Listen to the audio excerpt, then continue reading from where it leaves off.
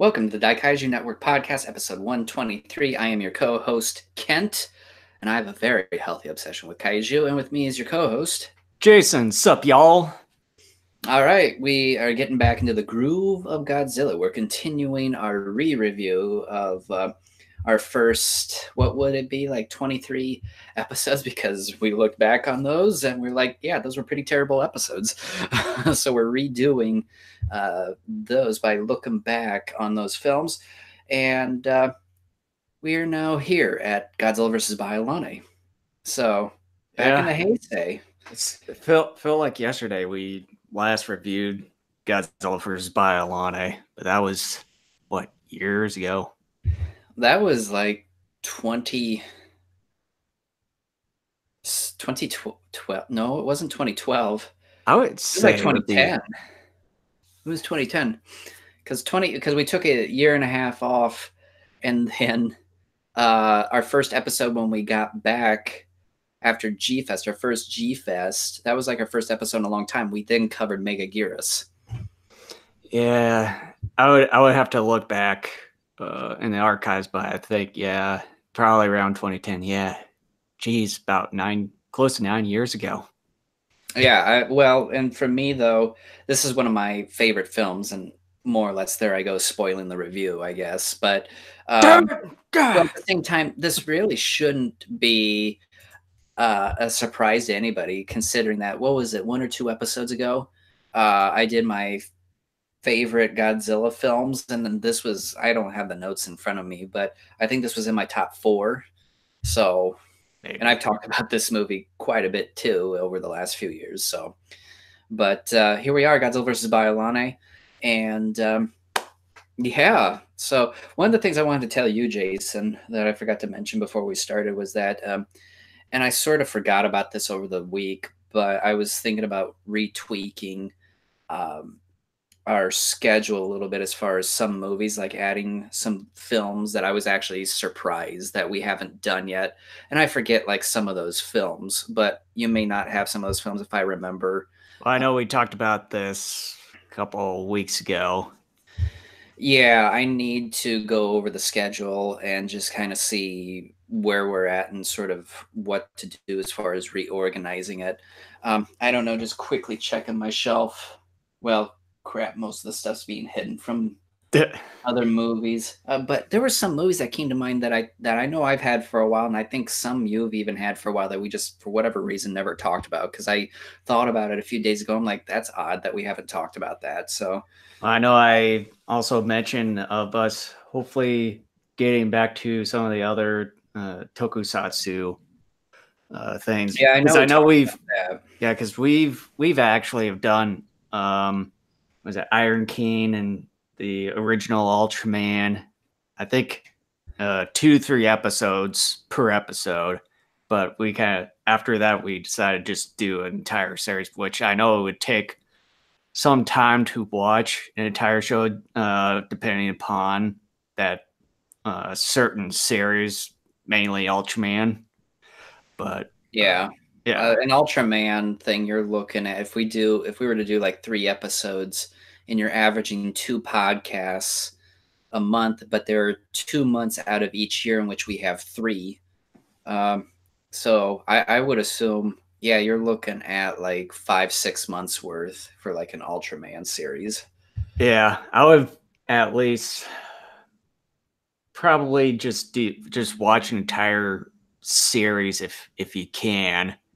I wouldn't even try to do that. That's way too much. If we were to do that, we would have to give ourselves like a good month and a half to go through something like that. Yeah, or if you have time, just binge watch it. Well, that's the thing, though. I don't have that time. Like, I couldn't as of like a couple of years ago, I could binge watch Ultraman and be done with it in 8 to 9 days, but I can't do that now. Yeah. So at least one of the only other bets is, I know I have a couple Ultraman movies, but I don't think you don't have any on hand. I have a couple films. Okay. But I'm not sure if you had the same ones that what do you have? I may have. I know I have the Ultraman, Tiga, and Dinah, and I really can't see the view of my DVDs things a little bit obscure. It's just I lower have, here. was So. it like Revenge of Belial or whatever it is? Okay. And then I think I might have like, was it Monster Mash or whatever it is? Maybe I Yeah, can't the more recent Ultraman Zero. remember. I know I've It's seen not some. Zero. It's not Zero. I mean, I forget who it was, Yeah, but yeah, I've seen both of those before, but yeah. I've seen bits I and don't parts of have both. yeah I don't have those two on hand. So Yeah. What I need to do when we get done, in between now and our next episode, I need to go through like my movies because like it's so strange. I can't remember what those movies were. hmm Um, but I need to go through. I need to just redo our upcoming episodes and all that because there were because I remember thinking about. I'm like, that's just weird. We hadn't covered some of those films, and like I said, I don't remember what they were. But but I know for this upcoming G Fest, and by the way, Akira Takarada coming back, and then I think Crafting oh, Kaiju Wardlaw sup.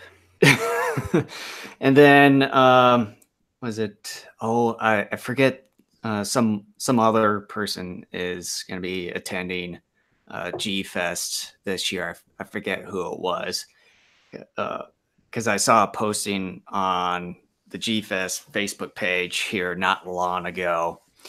Oh, there's Hakajima's daughter. She's going to be uh, at G Fest this year. But yeah, I Hakajima think or Nakajima? Nakajima. Okay. I was gonna Um, say I don't know a Hakajima. yeah, I don't know if yeah, whatever. Uh, I know at this G Fest, I plan to uh, probably buy more movies than just figures because I mean I don't have a whole lot of space left for any of that. So I don't have space for much of anything. So yeah.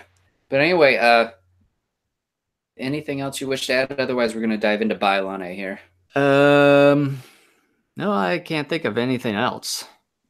All right, so we're just gonna go ahead and dive into a plot um, overview of Biollante. So again, we spoil this stuff. So if you've never seen the film and don't want to be spoiled, now's the time to turn away. So moments after Godzilla's rampage on Tokyo in 1984, terrorists seize some Godzilla cells, and then they are killed by a Seradian agent. Dr. Shiragami, working in Seradia, and Seradia is a fictitious country, is experimenting on super plants that can grow in harsh conditions. His daughter, Erica, her lab explodes and she is killed. Years later, Shiragami is approached to work with the Godzilla cells to create a new bioweapon to destroy Godzilla. Shiragami initially declines, but due to continuing to grieve over his daughter and to make her immortal, he accepts and would eventually create Biollante. Miki Sagusa, a psychic who is being used by the Self Defense Force to predict when Godzilla will rise once again, tells the Self Defense Force Godzilla is on the verge of breaking out. The Self Defense Force prepares with their new weapons, anti nuclear energy bacteria, and the Super X2. Biollante escapes Shiragami's lab and makes its home in a larger lake. Godzilla escapes and does significant damage to the Super X2 in their initial encounter. Godzilla then meets up with Biollante and the tussle is swift. Biollante gets a few hits in with her vines, but is quickly disposed of when Godzilla sets her ablaze. Her cells ascend into the heavens to fight another day. Godzilla ravages several of Japan's cities, and the Super X2 is sent in again to do battle. The flying mech is even more quickly disposed of this time due to its fire mirror not having been fully maintained after the first battle. The anti nuclear energy bacteria is injected into Godzilla, but doesn't appear to be working. It's believed Godzilla's body temperature needs to be raised for it to work. So the Self Defense Force creates an artificial lightning field along with numerous conventional weapons to attack Godzilla and raise his temperature. This appears to work, but the field is practically destroyed once Godzilla's temperature begins to rise enough for the bacteria to take hold. Biollante cells descend and re-emerge, and Biollante is now larger and more ferocious. Godzilla and Biollante have a bit of a back and forth, but despite Biollante looking seemingly more powerful, it is still dispatched fairly quickly. Godzilla heads to the ocean nearby where it collapses on the shore. The anti-nuclear energy bacteria appears to be working. Shiragami believes Erica lives on in Biollante, but he is quickly shot and killed by the Seradian agent from earlier in the movie. After a brief car chase and romp in the mud, the Seradian agent steps on one of the lightning pads and is disintegrated. Godzilla rises from the ocean. The anti-nuclear energy bacteria didn't appear to work after all, and Godzilla swims off as the camera pans out into space where we see a glowing rose head. So, anybody who may not be having listened to the podcast over a long period of time knows that when I initially saw this film back in '96 out on VHS, Yeah, I remember that.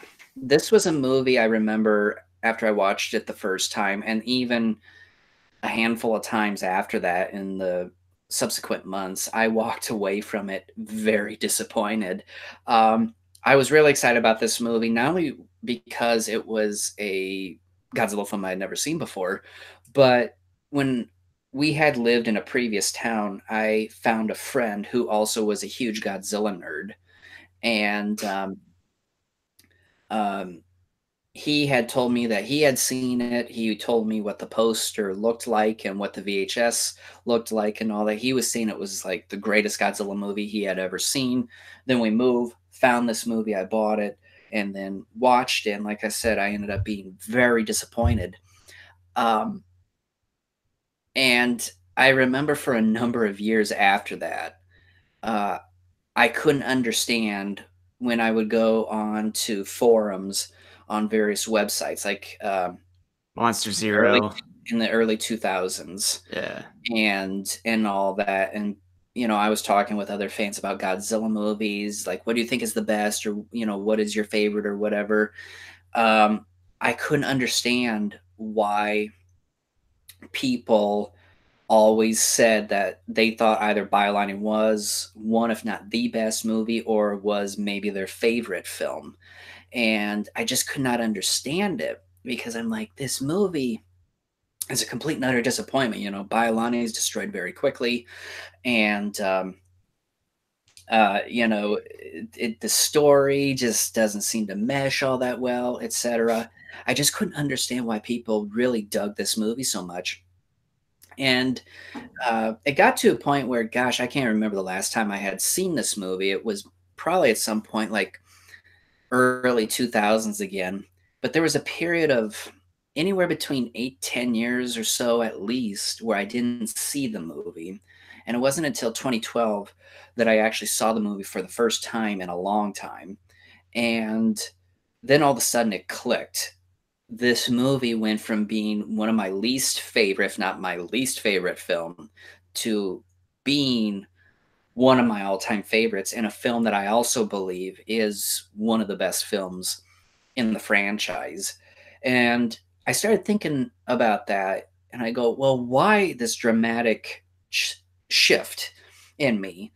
Because I remember, and I've talked about this before on previous episodes of this podcast for, gosh, 6-7 years now, where I had a resurgence in my own fandom back in very late 2011, like a couple days before New Year's.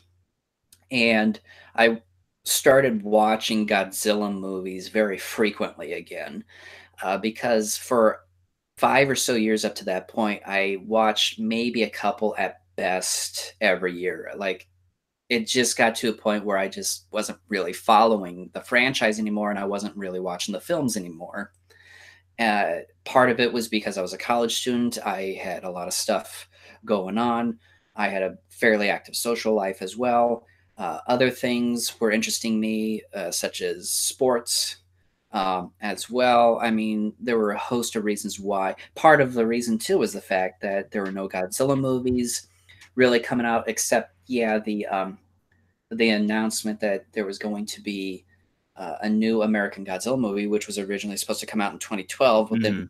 after Fukushima, that movie was indefinitely postponed, and then that sort of kind of killed a lot of my interest in Godzilla. I'm like, great, maybe now again, maybe we're not going to see this movie ever because they say indefinitely. It's just like, okay, this just killed my whole Yeah, and that motion. was one of the main reasons why we started our podcast show was because of the recent news of a new American Godzilla movie coming uh, in a couple of years before we started our podcast, and then after that, I think our last podcast show that we did around that time was when I checked the records. It was April 2011, and then we had, I think, a year and a And a half half break. break.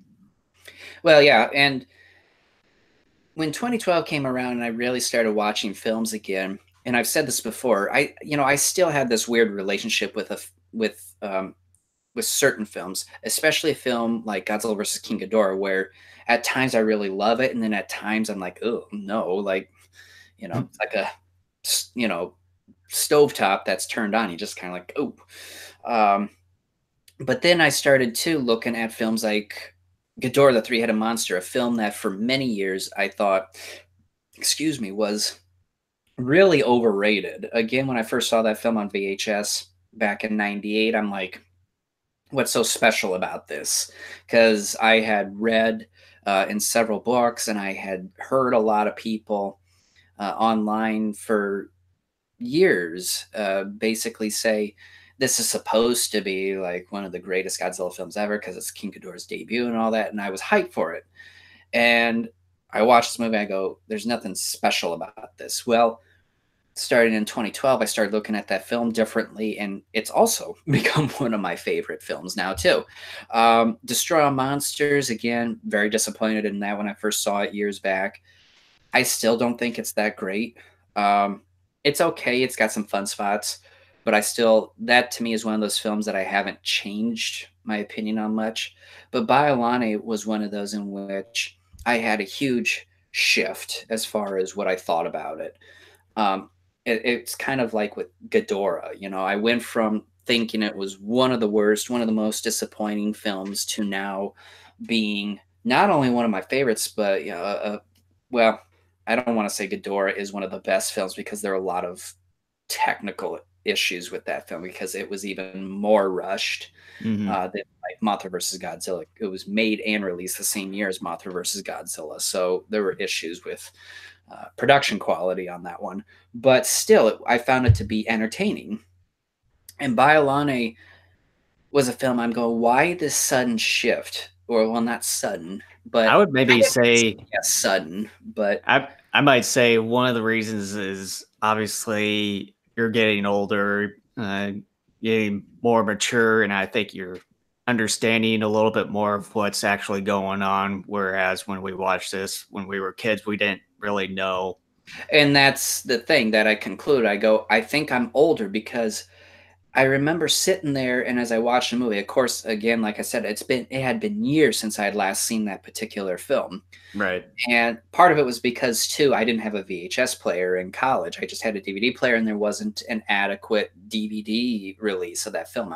I obtained it from some other means, but I watched it and I go, okay, this actually makes sense now because I was able to understand more of the story, bioweapons and just really, yeah, just the fact that I got older, I had experienced life more, I had read more about various things too. I understood the story more, and I looked at it in a different light too. And I go, there's a lot of Godzilla action actually in this film. Yeah, the Biollante stuff is still very short and still, in effect, kind of disappointing, but there is a lot of kaiju action, quite frankly, in this film. And I go, I actually really enjoyed this film now. So, you know, the 2012 when I saw that for the first time in years, all of a sudden I had a major swing from like, no, I really dislike this movie. I think it's one of the worst to no, it's one of the best and it's also one of my favorites as well. And then of course the Japanese and I think it was 2012 ranked the Godzilla movies, or at least voted on what they thought was the best Godzilla movie, and Hmm. Biollante came out on top. And yeah, Yeah, it's gotten to be that way too over here with the last. I don't think it was this past G Fest. It might have been the G Fest after this past G Fest, and there was a panel that we saw. I think we caught the end of it that the panelists. I think they had Godzilla vs. Biollante as their favorite. oh, this was the most recent G Fest. Yeah, I'm trying to remember who came out on top, because I think Because I remember because I when we know did a wrap up show. because I know they did some kind of joke, and then they say, "Oh yeah, it's Godzilla vs. Biollante." I think I remember I them think their doing that. final, because I know Ibra was in the final four. Ibra may have even made it into the final round. Yeah, I think. I think so. Yeah. So yeah, I think they boiled it down to Ibra in this film. Hmm. And then they did a little joke. It wasn't even a Godzilla film. They were like, and the winner is, and they did something really goofy and kiddish, I Hmm. think. It wasn't even a Godzilla film. But then they're Yeah, like, no kidding, it's Biollante. Um, it might have been. Don't quote us on that. I don't remember what it. But I know Shin Godzilla was in the final four. I know Ibra was in the final four. I think this movie was in the final four, and I can't remember the other one. I Um, probably I would think that they might have had Destroyer Monsters in that to top off the final four. Ick. that or In my maybe final four. that or maybe either Ghidorah the Three-Headed Monster or Monster Zero. It could have been those three films. I don't think either one of the. It was kind of a surprising panel. I do remember that. Yeah. I was actually pleasantly surprised because I remember telling you, I'm like, wow, Ibra made it really far. I'm like, I'm liking this. I'm like, finally, this movie's going to get some respect from people, even if it doesn't win. The fact that it got this far is impressive. But Yeah. The film that we started that pretty much got us off the ground with the whole Godzilla franchise. yeah. But anyway, I really like how this movie starts off immediately after the chaos of Godzilla's rampage in 1984, and then you got these terrorists. I mean, the story is unlike anything we had seen in the Godzilla film prior, and really even since. It's a story that, unless I'm forgetting, it gets slightly convoluted for a Godzilla film, and I'm Yeah, trying it's like it's a bit unusual to see this kind of espionage uh sort of spy thrillers thing that they set up for this film. yeah, and I'm trying to figure out, and I don't remember. I think the Japanese company, which Shirogami agrees to work for to create the new bioweapon. I think they're called. Are they called It was Biomajor, or is that the Seradian company's name? I think that's the Israeli company, the one that they obtained the G cells from. It was a foundation. It starts with an O. I think it was, Doc Cookie. I don't know. I know it started with an O and then the foundation, and this is where the lead actor talks with the head of this foundation, and they go into that one vault where they store the G cells. Well, and another thing, and again, it's so strange because I should know this because I've seen this movie many times, and yet, as we're maybe I'm getting nervous because I'm on a podcast now. But I can I, probably take a search it I up here. I'm trying to figure out. Let's see, American Biomajor Organization is there covered by the Seradian? Okay, Seradian Institute of Technology and Science and the American Biomajor. So the American Biomajor, they're after the Godzilla cells. I think those are the two guys that end up getting killed later. Hmm. Um, let's see, a night later, Biomajor. Yeah, okay, then that is those guys. Um, but well, I'm trying to figure out that guy. that one guy, the heavy set guy. Yeah, because he's the guy that runs this foundation where the lead character goes to. It starts with an O, but I from can't. what I'm seeing here, I'm not seeing where it says the name of that foundation. I am not seeing it. Let's see. The Okochi Foundation. Yeah, the Okuchi Foundation. So, okay, and another thing I'm trying to figure out. This is so strange because, like I said, I should know this because I've seen this movie dozens of times. Then why does he later want? No, it's not he that wants Shiragami killed. It's the Seradian Institute of Technology head that wants Shiragami killed. Why does he want Shiragami killed? Is it just because Shiragami left the institute and he's just mad? I've never quite figured that out. Unless like I said, I should know this. I'm not so certain either. It, I would probably would have to go back and watch it. There's probably something that they mention in there. Well, they should mention in there, but I didn't quite catch it. Even though I've seen this movie for many years, the same amount of time that you have, but I just don't even catch on to it. I may be guessing they were probably competing with the anti-nuclear bacteria sort of weapon, something like that. That could be one reason. Yeah, I would have to take a look back at the movie if I get the chance to see it again. I'm actually gonna just type it into Google here. Why was Dr. Shiragami murdered? It'd probably give me like an actual story of some sort. No, actually, it's some weird Doctor Who thing that comes up. Here's a Goji Wikipedia. Let's see. History. There, Dr. Shiragami's already imported Godzilla cells. Eventually accepts that still life form after, but he's immediately shot and killed, who is later killed. Okay, but let's see. Later, Shiragami witnesses. No, I get nothing here either. So yeah, I don't know. Um, Yeah, it. We would have to take a look at it. Uh, I reading this first sentence here, according to Wikipedia. In the aftermath of Godzilla's attack on Tokyo and later imprisonment in Mount Ahara, monster cells are delivered to the Seradia Institute of Technology and Science, where they are to be merged with genetically modified plants in hope of transforming Seradia's deserts into fertile land and ending the country's economic dependence on oil wells. Dr. Genshiro Shiragami and his daughter Erika are enlisted to aid with the project. However, a terrorist bombing destroys its institute's laboratory, ruining the cells and killing Erika.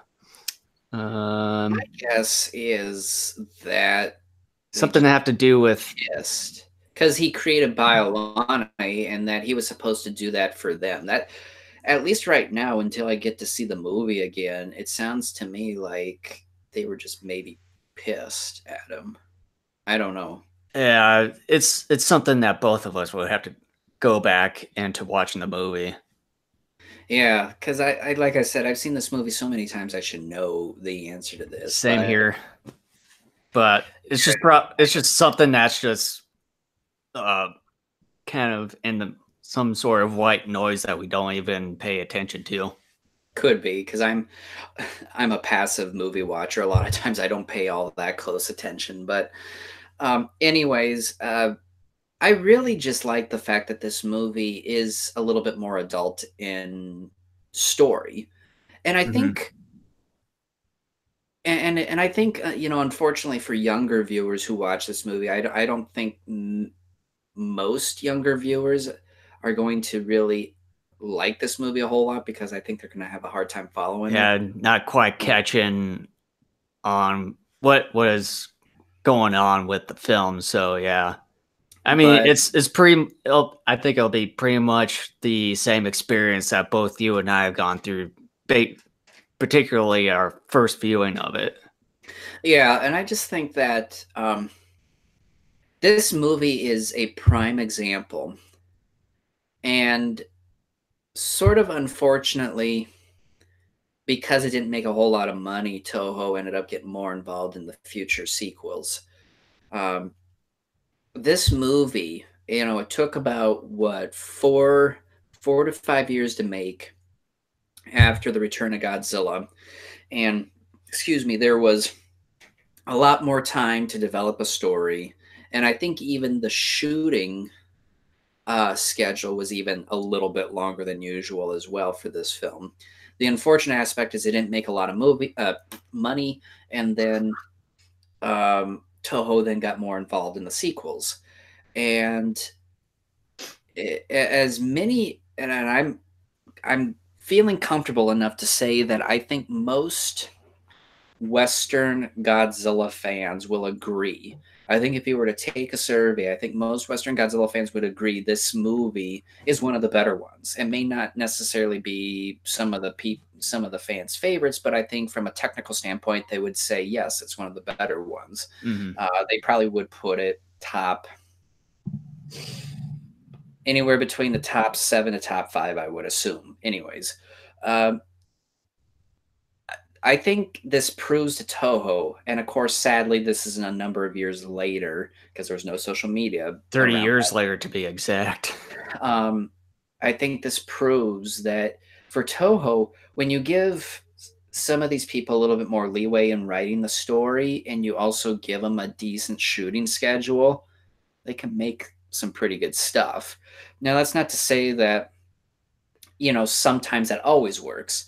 Space Godzilla, they gave the crew more time. Well, no, they excuse me. Let me rephrase that. They gave the crew more free reign as far as what the story was about. The shooting schedule was still pretty short, but they gave more leeway for the story. Sadly, that didn't do so well money wise either. So then they got more involved with Destroya. Um, and then, of course, too, you take a look at a lot of the Showa films, especially the Honda films, and maybe even a couple of, in my opinion, um, Jun Fukuda films, where despite the quick shooting schedule, there were some pretty good films that came out of that era. Mothra versus Godzilla, for example. I think even Gojira was shot, in a very short span of time too.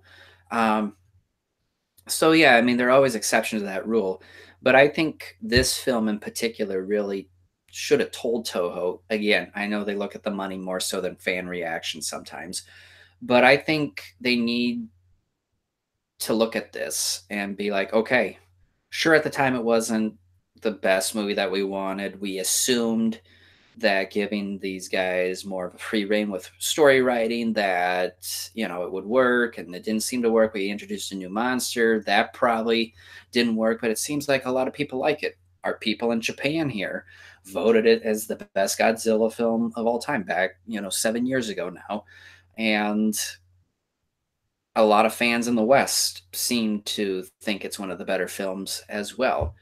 We need to give people more free reign and kind of back off a little bit. We can say, okay, you need to do a couple things here and there, but by and large, give them more time to shoot and give them more freedom for the story writing um, as well. And then sadly, after this film, we get King Ghidorah.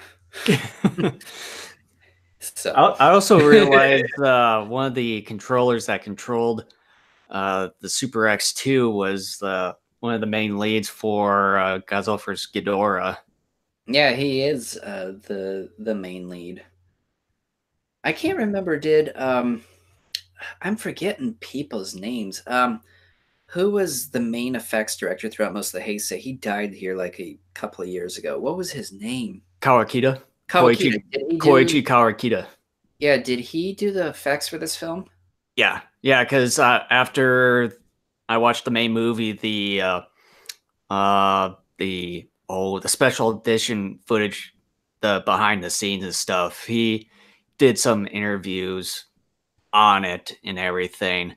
I think he was actually a co-director uh, for the film. Let me check the Okay. credits I'm here. gonna say this right now with Kawakita having done the effects work for this film, and the fact that he won a Japanese Academy Award for effects for King Ghidorah, I think is outrageous. Yeah, The effects for King Ghidorah, I never thought were that great to begin with. And they definitely have not aged well. I think the effects work in Biollante is much better than that, and it's aged yeah. better too. Even since we have the Blu-ray, and then me recently getting a 4K TV, just by looking at the effects of it, it still has aged pretty well. There were some instances on the 4K where that one scene in Tokyo, I think it was in the Shinjuku area of Tokyo, where they had that one building with the Godzilla's footprint going through the side of it. Oh, Uh, the yeah, what was apparently, cafe or whatever it was. yeah, it was the Godzilla Memorial Lounge uh, building in that movie, and if you look at it on the 4K, you can see that matte screen outline overlay border, and you can see it somewhat uh, shake a little bit when that camera is zooming in on Oh, that really? building. Yeah, That's yeah. interesting. So Well, so with it it kind of somewhat aged a little bit when you got the Blu-ray and then mix it in with the 4K TV. Then you're gonna see some of that, but Izilla 590. How's it going? and and then with uh, but with the rest of the visual effects in there, a lot of it has still aged pretty well. Yeah, that's I understand, especially with a lot of these older films, even when you do the HD, um, even when you do the HD conversion, uh, I'm doing well. Talk about Biollante. I don't know what your thoughts are on the film. It's one of my personal favorites. But yeah, with I think with some of the HD conversions, especially with films that were not filmed in HD, um, it because like I even noticed it with the Return of Godzilla. I remember telling you when we discussed that film, I was shocked where this one scene, um, Godzilla's walking and there's supposed to be buildings and like maybe one or two skyscrapers in front of him.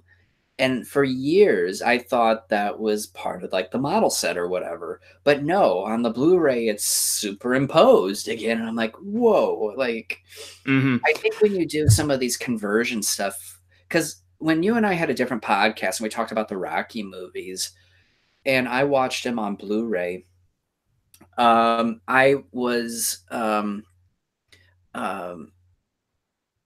I remember saying that it seemed the footage in most of those films was grainy. And I've always believed, in my opinion, when it came to converting older films into HD, I thought it hurt the films more in most cases. You like the film. Yeah, you think it's underrated. God's actually had a Godzilla-thon and we watched it then recently. Oh, did you watch all the films? I haven't had a Godzilla-thon in a couple years. It's been a while. Um, I've actually been wanting to do a Godzilla-thon. I just haven't really done it. Just been really busy.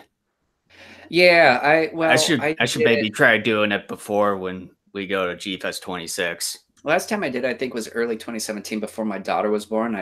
And I realized that was the last time I was going to um, do that because I knew I was going to be more busy, and I haven't had one since. So, as far as it being underrated, I would.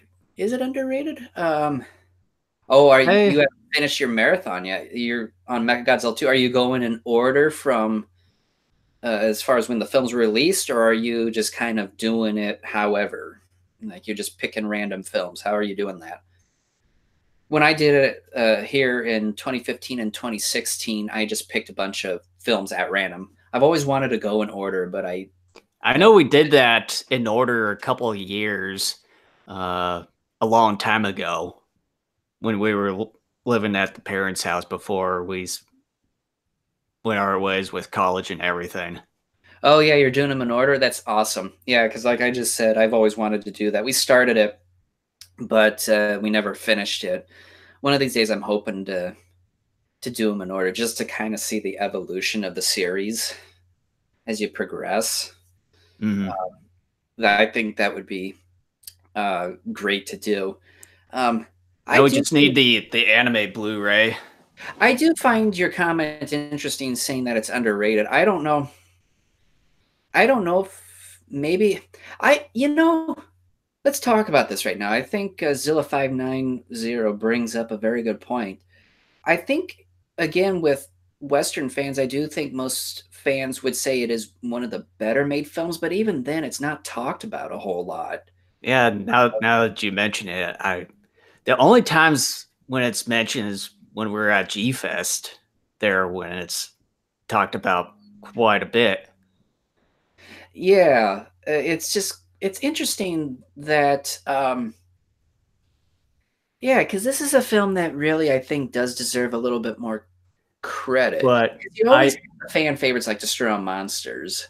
but I have a feeling that with G Fest this year and with it being the film's 30th anniversary this year, I have a feeling that Kevin Horn will do a 30th anniversary panel on the film.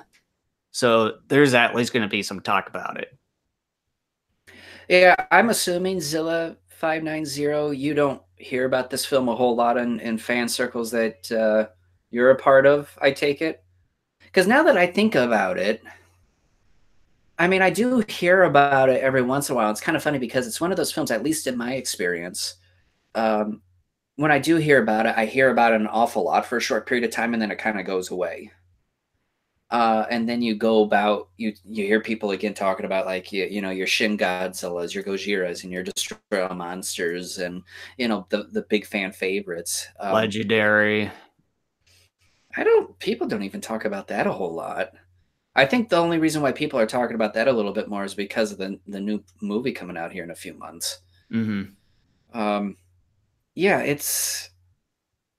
yeah, damn it, this movie deserves more credit. Because, like we were just saying, the Japanese voted this as as what they believe the best Godzilla film here about 7 years ago. Maybe we Um, should do our own survey, uh, like we either should on Facebook or do it in person at G Fest and then talk put people about on the it. spot on camera. Yeah. Or just do like one of those little petition type of papers, but then just have them write down their favorite movie or something like that. We could do a Stephen Colbert type thing where we go Godzilla versus Biollante, great Godzilla movie or the greatest Godzilla movie. Do something like that. Um, yeah, uh, Zilla 590. Earlier, I don't know if you saw us talking about it. We've only discussed it very briefly, but we discussed the short fights between um, Godzilla versus, oh my gosh, between Godzilla Between and Biollante. yeah, And when we first saw this movie back in '96, that was one of the things that turned me off initially from this movie for many years. But of course, I was young. I didn't fully appreciate nor understand the story. I was just kind of wondering, you know, how long ago did you first see this film? I don't even know how old you are to begin with, but like, what's your opinion on the battles? Because I always was really disappointed. I was okay with the first battle being short because Biollante was a rose and really couldn't do much, it was but I was pretty more fragile disappointed. too. I was more disappointed in that final battle because here Biollante is bigger, more badass, able to move around, and yeah, it did more than what it did in the first battle. But at the same time, though, too, Godzilla was under the effects of anti-nuclear energy bacteria, but it still was dispatched quickly. I mean, what is that something that sort of disappoints you about this movie at all? You know, like what are your thoughts on the actual battles um, here? Oh, your internet's being wonky. Okay, well, just let us know when your internet's working a little bit better. Here, I'll repeat the question again, but kind of getting into um, kind of the movie at large. It's really interesting how, like I was talking about earlier, how sort of convoluted this story is for a Godzilla film. And I'm not saying it's convoluted in like, I don't know what would be considered a convoluted story here in America, like Departed, or I don't know what. Inception. Yeah, Inception. It's not like that. But it's convoluted enough because most Godzilla films are incredibly straightforward, and in Yeah. a way, this one is too, but It not seems as it's much. it has a little bit more in depth type of story than the other Godzilla films. Yeah, it does. It really has. I do appreciate that, but at the same time, too, it's kind of funny because once Godzilla is let out of Mount Mihara, you still obviously get the continuation of that deeper story. I don't know if I should put that in quotes or not. Um, and at the same time, though, too, you're getting a lot of Godzilla action. Godzilla fights the Super X too, and you got a lot going on there. And then you get a lot of wonderful scenes of Godzilla destroying miniatures and very decent sized model cities You know, going on. uh, speaking of which, as far as I'm miniatures, going to interrupt you here for a second on miniatures. The question I was asking earlier was, what do you think of the two battles between Godzilla and Biollante? Even years later, after I first saw this film, I still am disappointed in at least that final battle. I was kind of wondering if you were disappointed by sort of this final battle, at least. So that's the question I'm posing.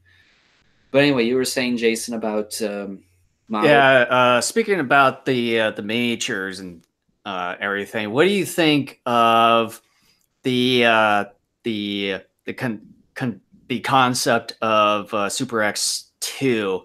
Because I know with the Super X1, it was, to me, it was much more powerful in a way, especially when confronted by Godzilla's atomic ray. Whereas this one, it seemed a little bit more fragile with the outer part, where when Godzilla's atomic ray hits the outer part of, or the surface of Super X2, it just gets badly damaged pretty easily.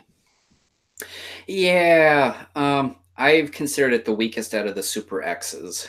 Um, it seemed like initially, I remember when we first saw this movie and they were saying Super X2, you and I remember looked at each other, we're like, what? There's another Super X? Like, Yeah. we just thought it was the greatest thing in the world. We're like, oh man, like, you know, we didn't think it was going to kill Godzilla, but we thought, oh, there's going to be a decent fight here.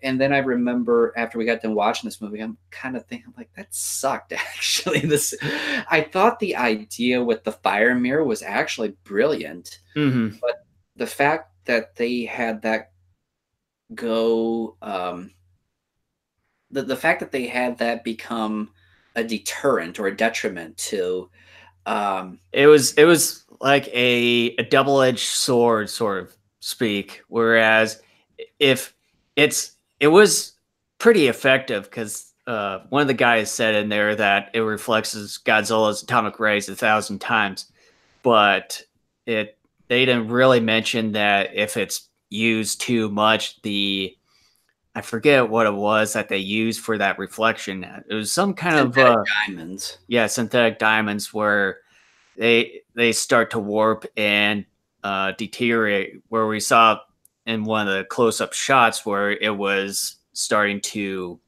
melt. Yeah. Oh, you didn't you thought they were okay?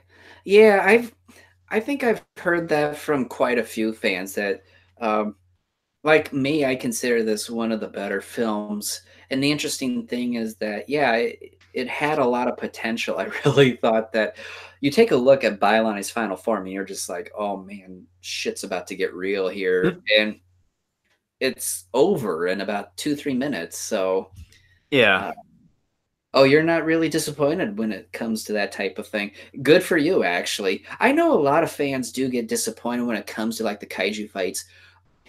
I I'm one of those people that doesn't get too disappointed either, but I think it depends on who the opponent is. Like again with Biollante being so much bigger. I think it just had a lot of potential, Yeah, I in my think I was more opinion. disappointed in the potential of that and the fact that it looks so badass. I was hoping that we were going to get more. Again, this doesn't kill the movie for me. It did when I was a lot younger, but yeah, like as I've gotten older, the kaiju fights are kind of like cherry on top of the sundae. Yeah, it would have been nice to see it longer, but I like what I get because you And still get a lot of Godzilla action nevertheless in this film. yeah, and since we're talking about Biollante here, I think it was one of the interviews with the new Godzilla King of the Monsters director Michael Dougherty. And don't quote me on this specifically, but from one of the questions that he answered, that he would have liked to have had both Biollante and Gigan in one of the movies. That would have been sweet. Yeah. The sad thing though is I think fans to a certain extent would have gotten hyped up for that, but I still don't think the larger scope audience would have.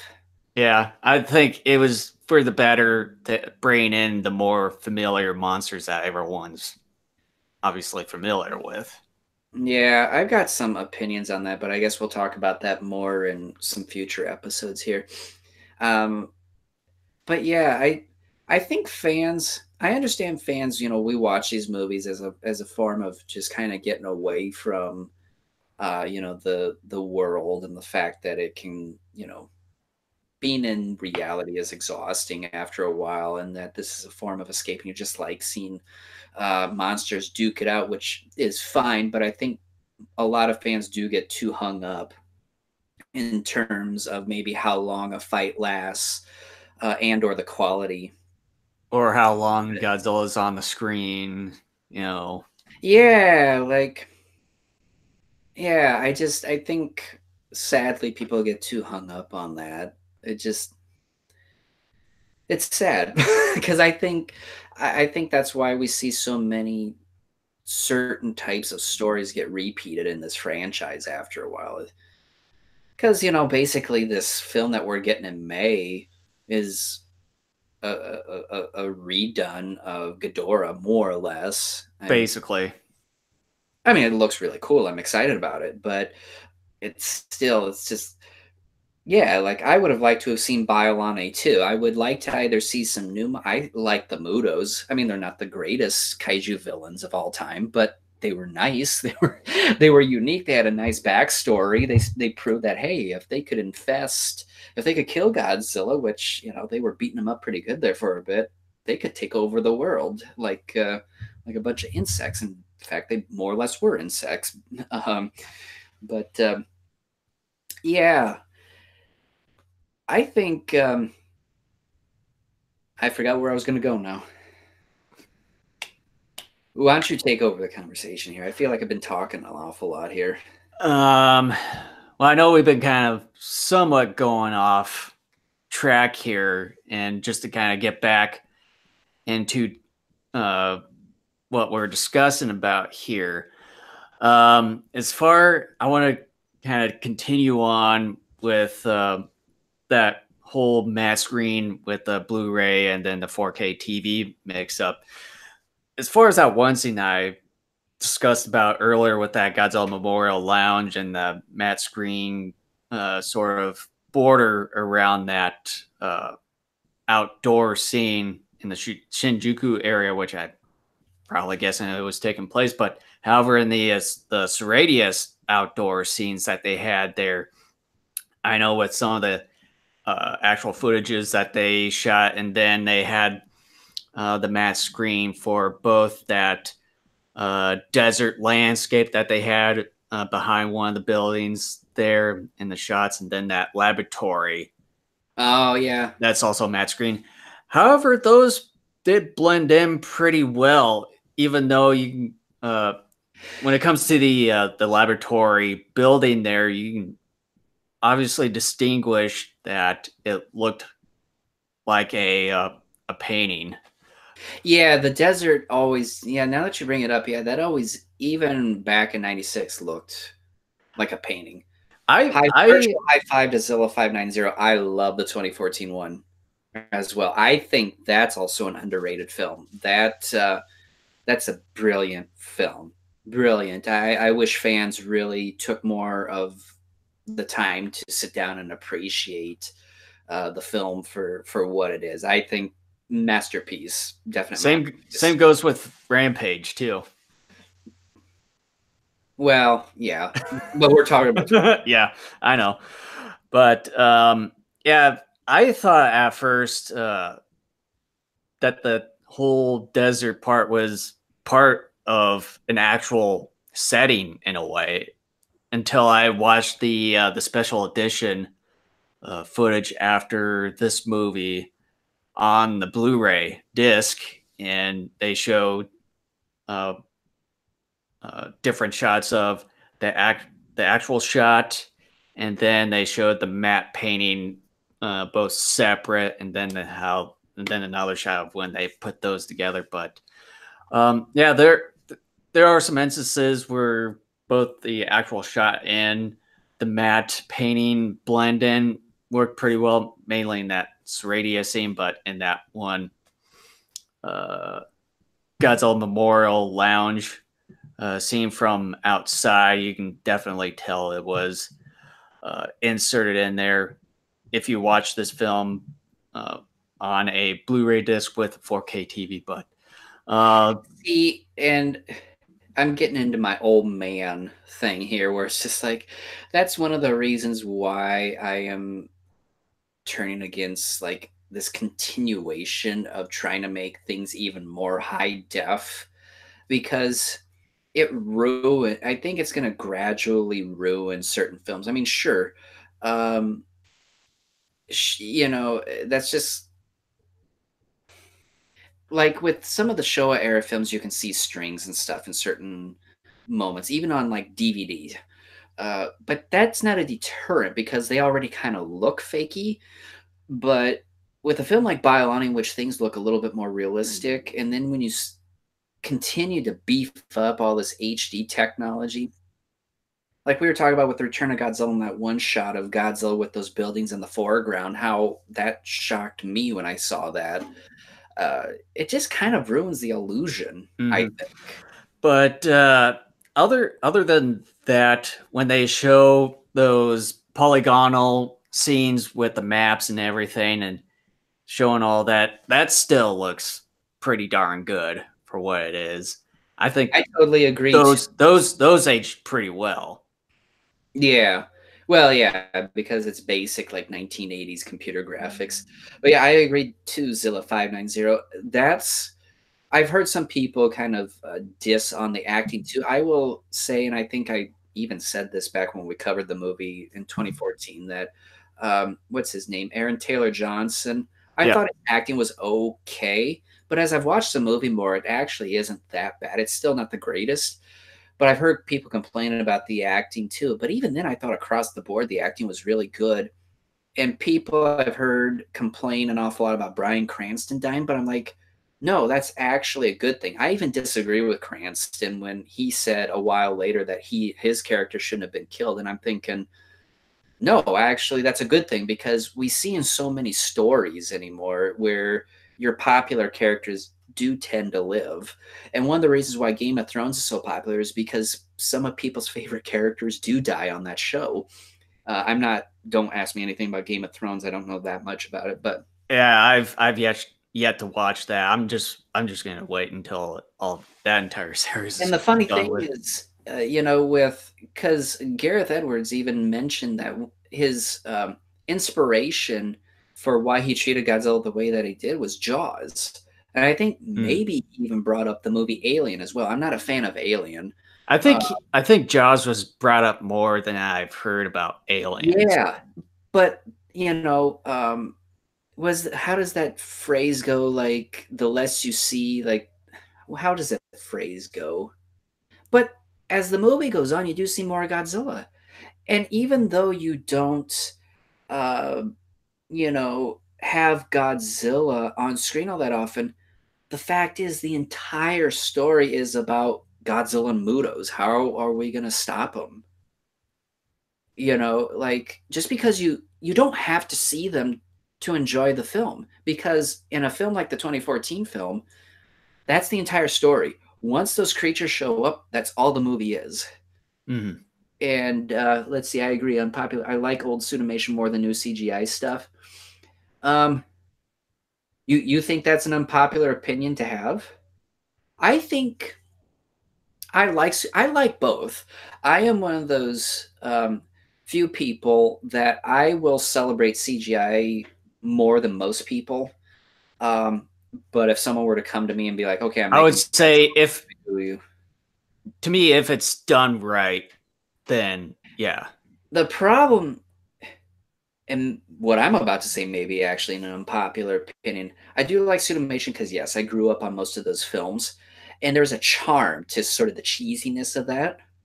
But I will say though, I guess it depends on what kind of movie you're looking to make. If you're looking to make something that's childish and fun or funny, then go ahead, yes, by all means use the suit. But if you're looking to make something that's a little bit more serious, I would use the suit stuff sparingly, like maybe for close-up shots or something like that. But Or even more animatronics. CGI or mocap stuff. Yeah. Um, yeah, I, I, I, I'm one of those rare people that I like both, but I think now because the technology is there and the technology is good enough to get away with it, I don't know why people bash CGI so much, because I know a lot of people say, well, it doesn't appear that there's any weight to stuff. And I go, well, that's true in some cases, but I think it depends on budget and the animators that you got. But I've seen some really good CG stuff. Mm. The 2005 Kong movie, for example, I think is wonderful. And I will even say I thought the 2014 film looked marvelous as well. And So Kong Skull Island. I Kong think that was Skull pretty Island, good. yeah, and some people argue though too, because there isn't something physical there in front of you to see for the actors, like the human actors in the story. Their expressions are off sometimes, or they don't act appropriately in certain situations. I'm like, I hardly see that problem. I see it once in a great while, but I usually do see that in cheaper, cheesier films. I don't see Yeah. that in a lot of your blockbuster films. Even if you hate the Michael Bay Transformers films, for example, I thought Shia LaBeouf and Mark Wahlberg and all those characters, I thought they acted appropriately. I thought they did a good job. But Hmm. yeah, I just think unfortunately, yeah, you love how good CGI is getting. Also nostalgic for old ones. Yeah, um, I am too. But I think one of the great things about our time that we live in is that a lot of this stuff is becoming more available on Blu-ray and DVD. Because, yeah, I will say my favorite era of Godzilla films is the Showa. I like, especially now that I'm an adult, I miss being a kid and I miss sort of the innocence of um, kind of what it was like to be a kid and be fascinated by this stuff. Like you didn't care so much about the story, you just like to see weird creatures and all that stuff. That's one of the reasons why I love the Showa era. And um, uh, yeah, I like tech for me. Transformers aside, I guess I like all the Transformer movies, including the fifth one. But that fifth one though, yeah, I think is the biggest stinker. But um, yeah, I like a lot of the older stuff too. Like I don't know if you've seen Ultra Q. I love Ultra Q. Part of the reason for that is that it's in black and white. I think in black and white, when you try to make things haunting and creepy, it works better. Not to mention, I'm a huge fan of the Twilight Zone, the old Twilight Zone, and that to me reminds me some of that. Um, but I like a lot of the practical effects too, like Yeah. creatures and other things too. And I like the old Ultraman too. I love the old Ultraman because I've seen Ultra 7 as well. Ultra 7's good, but Ultra 7, even though it was made, what, a year or two later, it's still got it's still got a little too fancy for my taste. It's still good, but But I think there's a better charm to the original Ultraman. if you've seen the more recent Ultraman series, Ultraman X, Ultraman Orb, those sorts of new Ultraman shows, I think they tried to kind of combine both the CGI and the suitimation together to kind of have a perfect mix in it. And I think they do a perfect, not perfect, at least a good job in that area. There are some instances where you can obviously tell, mainly in the CGI, but I would say with the strict production schedule that they have with these Ultraman shows, the more recent ones, I still think they do a pretty damn good job with them. They still do. My personal issue, and I'm not saying you're wrong or anything, it's just my taste. Um,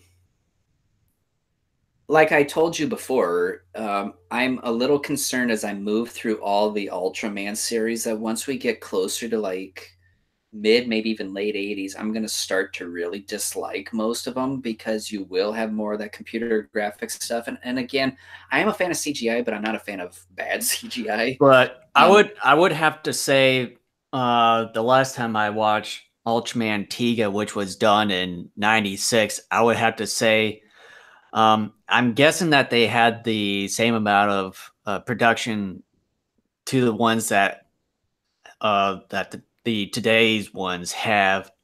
However, the CGI didn't really age too well with it. yeah. And I guess, and I think I just kind of realized what my point was going to be about that.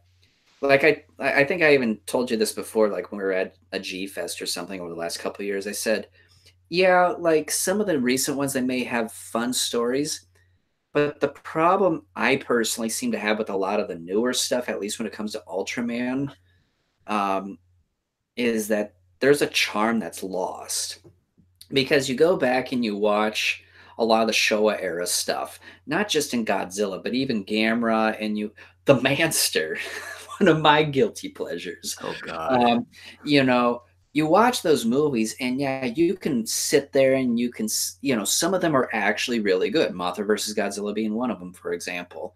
Others are so ridiculous and over the top, you can't help to not only laugh at them, but to be entertained by them.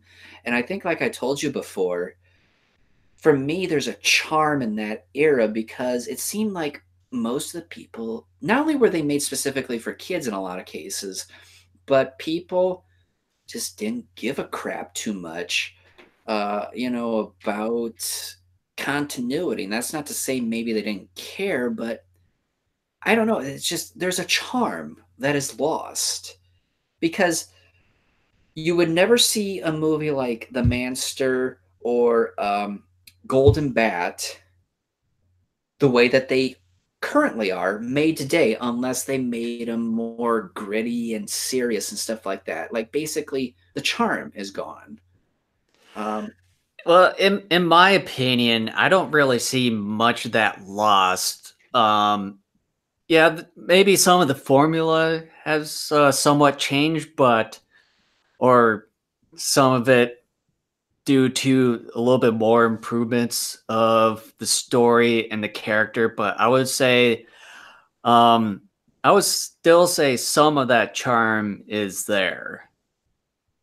yeah, I mean I haven't seen a whole lot of the new stuff to really But say one way or the other, But but the only thing is that I can't wait for the manga or anime version of the manga version of Ultraman coming out here on Netflix. But anyways, we're kind of getting off track here. Let's get back into Kaiju potpourri. yeah. get back to Godzilla vs. Biollante here, which is the main reason why we're doing this episode. Anybody listening to this, via Google Place, are we on Stitcher? No, we aren't. No. If you're listening to us on Google Play or you're listening Uh, on iTunes and on our website now. yeah, Zilla590 has really helped this conversation come along. He's actually brought up topics that we've never really talked about or considered a whole lot, in uh, really and throughout our podcast history. Yeah, but let's get back into Godzilla vs. Biollante here. I know we've somewhat delved in a little bit of the human story portion of Godzilla vs. Biollante. Now, I know that we mentioned that we didn't really care about the movie. I think simply because the way that the story, mainly the human part of the story, was a little bit more convoluted in a way to where we didn't quite understand it the first time that we watched Godzilla vs. Biollante. But as the years progressed, we started to understand and to where we liked the movie more. And kind of in your predicament, it went from your least favorite to possibly your top four movie quite quickly. And I think I somewhat was in the same path, but as far as my first viewing of it back in '96 as well, I think I didn't really think of it as my least favorite. In my opinion, if I can dig deep into my thoughts of how I thought of it at first, I think I was more in the middle as far as all the Godzilla movies I have seen up to that point. Yeah, I think between you and I think I'm always the one who's maybe most I of the think, time harsher. yeah, I think you're a little Films. bit more the skeptical one when I brought the whole Gamera franchise I into just our thing fall here. so hard, not Lincoln. I get you and my son mixed up an awful lot. I called him Jason before, but I fall very hard for a lot of things, and if I'm disappointed, then I get mad. But yeah, I was the first one between the two of us to bring in the Gamera franchise. Heck, you can see the shirt that I'm wearing here of Gamera. Yeah, I was the one that brought in, was it the first Gamera, and you're the one that's like, what is this piece of shit? I remember I did back in the day though liked Jiger. I wasn't in love with it, but I thought it was pretty good, and I thought Giron was pretty good. But all the rest, I'm like, these are total crap. And now they're some of my favorites. Um, by the way, Zilla590, where does Biollante sit for you? Like, as of right now, just where does it sit for you? Is it in your top five? Top 10? Where does this movie sit for you? I'm going to guess it's at least in your top 10 because you seem to be a fan of this film, as you stated earlier. So I'd be curious to see where you place it. Um, but yeah, this is a very curious film, and Hello? I'm wondering. Okay, there you are. You kind of froze up there for a few seconds.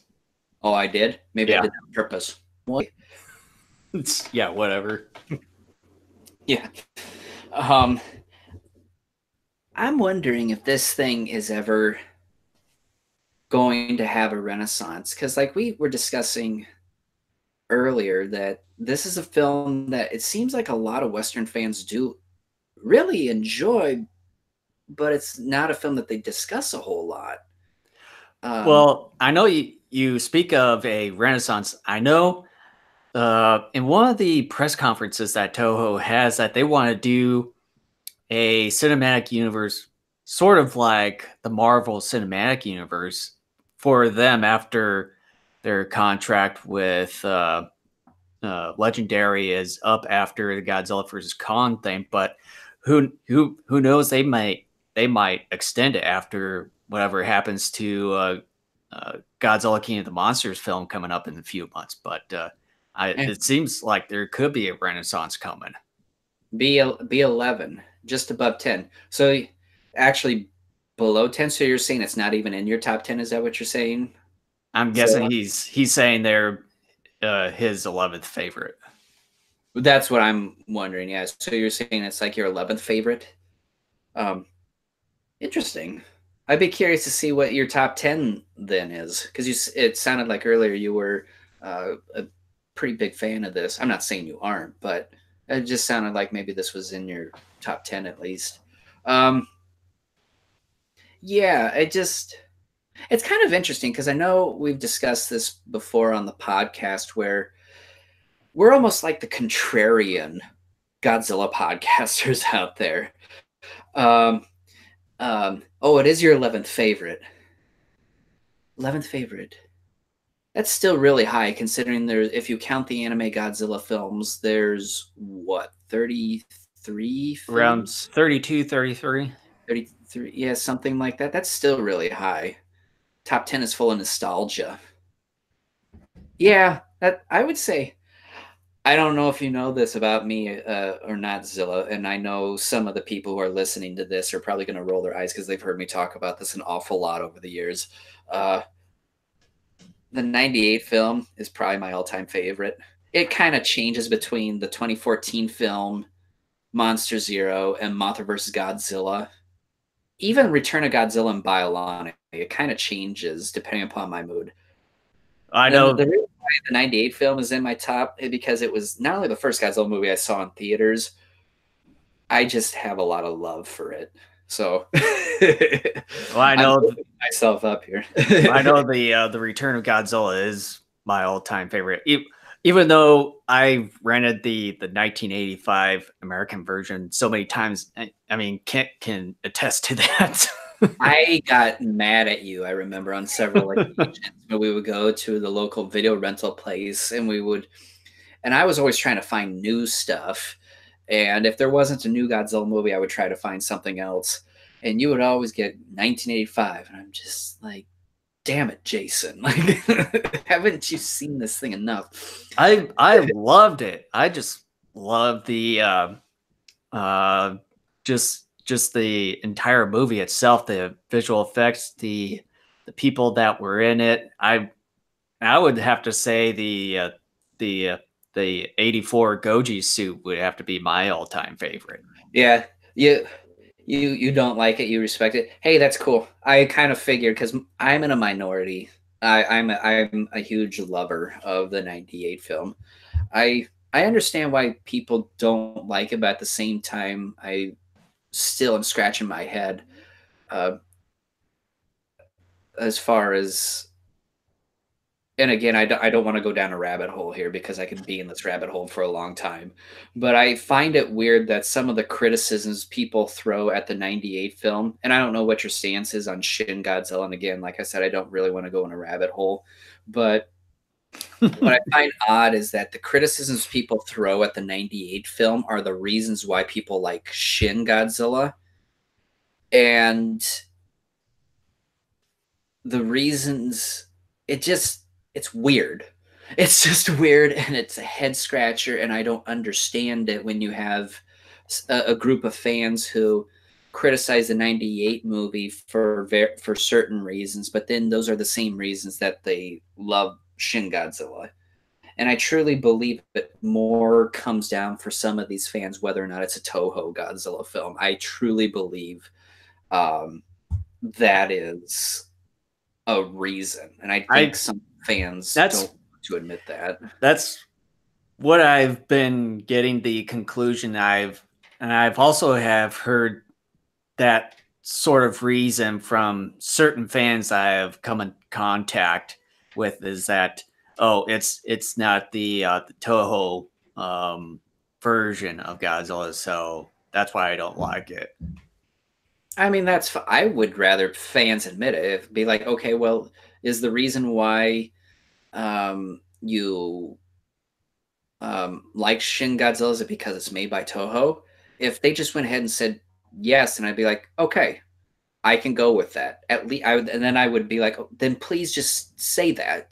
Don't try to um, justify it, because then your argument starts falling apart when you use the same reasons that you like Shin Godzilla were the same reasons why you hated the 98 film. That's that to me, the inconsistencies and the hypocrisy are what drive me nuts.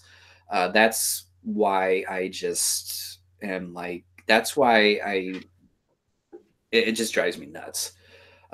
You do like the cartoon. A lot of people do. Yeah, like even those who didn't like the movie love the cartoon. I do like that cartoon too, by Yeah, the way. there's a lot of at least positive reaction towards the cartoon. Thought it Yeah, felt more like a Jurassic Park movie. I've heard that before too. yeah, I can understand why people. I can see, yeah, because like like the T Rex at the end of the Lost World. I can see that. I can see that. Um, but yeah, like with Biollante, I was talking to you earlier how I thought Kawakita really should have gotten the Japanese Academy Award for effects for this film instead of King Ghidorah. That'll be an yeah. interesting topic when we get to it here in a couple weeks. Um, like, what are your thoughts as far as oh, you thought it would be good as not being a Godzilla movie. Just Godzilla died too easily for you, and Shin, he was way more powerful. Yeah, I would. For me, when it comes to Shin, if you haven't already, I would listen to our Shin Godzilla review. That what was that, like late 2016 when that came out? I would listen Yeah, to that episode. I don't think we have it on YouTube. I think that's not yet, no. But I know that yeah. that's in the works right now. I'm going through our That is at PXCR. least that's going to be on our website, daikaijunetwork.com, and if you go Yep. through the episodes, you'll find the Shin Godzilla. I would listen to that because there you'll get all my numerous reasons why I don't like that film. I had numerous issues with Shin, uh, but yeah, I what are your thoughts on the special effects for this film? Because I truly believe Kawakita, this is maybe his best job as far as Yeah. go. A- And then I don't want to iterate more on the whole map thing with Blu-ray and 4K thing, but as far as it didn't seem, because I know he's pretty famous of using glitter and everything, and then something that's pretty colorful or somewhat out there.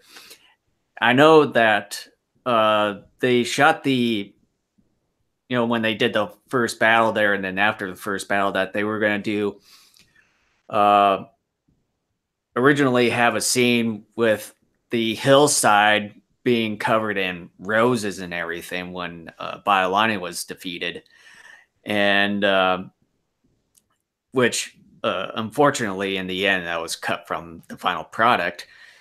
Uh, as far as effects, he didn't. I don't even think he actually used physical glitter uh, in No, this movie. It's just mainly you just see that glitter type effect through the visual effects. As far as Biolante's cells go up in the sky and then descend, and from Biolante's from spewing all that acid on the Godzilla's face in the final that's a battle. great effect how that comes out. Yeah, yeah, and from what I've also have seen, and I'm kind of glad that they cut out from the final product, is that they were going to do in the first battle, they were going to do a stop motion animation for uh, I've seen certain, those tests. Yeah, yeah, for certain battles, and they thought that it wouldn't look right, and they said that they probably should have done it the entire first battle in stop motion, but it would have been very difficult to do. And then in the final battle, they were thinking they showed actual footage of this, that they were going to have Biollante do in an anime form, swallow Godzilla up, and then all this crazy stuff happens. But in the end, they say it was a little too flat, didn't have enough emotion. But as far as the visual effects, everything with the glitter-like visual effects, Godzilla's atomic ray, as well as Super X2 reflective ray, and a lot of the miniature work too, they felt real. And as well as the suits, both the Godzilla and the two different Biollante designs. I think it really just everything just really aged well, especially watching the Blu-ray version of the film on the 4K TV. Granted, like I mentioned earlier, was certain things, but still a lot of the entire movie itself has aged pretty well, even for it being 30 years old. Yeah. Godzilla, Shin didn't do much for you either. As much as you liked how powerful he was, you got bored. I got bored too. Same here. You'll hear me in that podcast about something about. I still remember it like it happened yesterday. I remember at one point it was like in the final quarter of the movie, I think it was. I remember I sat there and I looked up at the ceiling, no joke, of the theater I was in, and I'm like, I don't like GMK at all, but I would rather be watching that than this. And just the entire Godzilla franchise was zooming in my head. I'm like, I so badly want to go home now, watch Gojira, Raids again, King Kong versus Godzilla, Mothra versus Monsters. You know, I was just going down the entire list, and I'm like, I miss those movies. And basically, and that's interesting too that you said that even the '98 one kept you interested, because I don't hear that often from fans who were not even fans of that film. Um, but yeah, like basically, I go into specifics in that episode when we review the film. Now that I But remember, the episode that we talk about Shin Godzilla is episode number 101. episode 101, there you go. But my general overall opinion, to just kind of have, if I were to compact it into a shell, into one reason why I didn't like Shin Godzilla, is I didn't think it had much of a soul. It was like eating ramen noodle without water and the sauce packet. It was there, but it just was dull. and then I remember telling you, and it's in that podcast episode that I mentioned about that at the theater that I went to go see this movie at from time to time. I was looking at my watch that I had on. It's like, what time is it? Well, yeah. And the funny thing for me, and I totally agreed with this guy, he had to have been in his 20s. He had to have been like a college kid up here. When the movie was over and everybody was walking out of the theater, this kid who was like maybe 5 feet in front of me was talking to his buddy. And the first thing he said, he looked over his buddy, he goes, "Well, that sucked." And I was saying to myself, yeah, yeah. It was yeah. But yeah, the effects I think are absolutely wonderful. And I think people who complain about Kawakita um using glitter and all that, I think he doesn't use it that often. Um and I think it works out pretty well. I will say I think it's in Mechagodzilla 2. Uh when Godzilla has been killed and Rodan sacrifices itself, and then you get all the glitter coming down on the two of them. This isn't product placement, by the way. I just want to say, I will say that I think maybe too much glitter was used in that particular moment. What about Godzilla versus Mothra? the '92 version. Yeah, I'm trying to remember. It just kind of It, running the movie quickly through my head to see if there Because was any I exception. know that they bring out the glitter. I think it was either Mothra. It was Mothra bringing out the glitter, and then Batra shooting towards it to make the glitter or whatever Mothra is bringing out more effective. That wasn't as bad as the Mechagodzilla one. I thought that was a little excessive. Otherwise, I thought the glitter was fine. I think it's fine. What's wrong with glitter? What do people have an issue with glitter? But yeah, I mean, this is a wonderful film. I really would like. There's enough time. Maybe we could get a panel going. We could call it. Um, we could call it. Damn it! Why don't you love Biollante more, or something like that? Destroya had some too. Yeah, I think Kawakita used glitter in practically every Godzilla movie after this one. I'm trying to think, did he use it in King Ghidorah? Just quickly running the movie through The 91, right? King Ghidorah, yeah, the 91 one.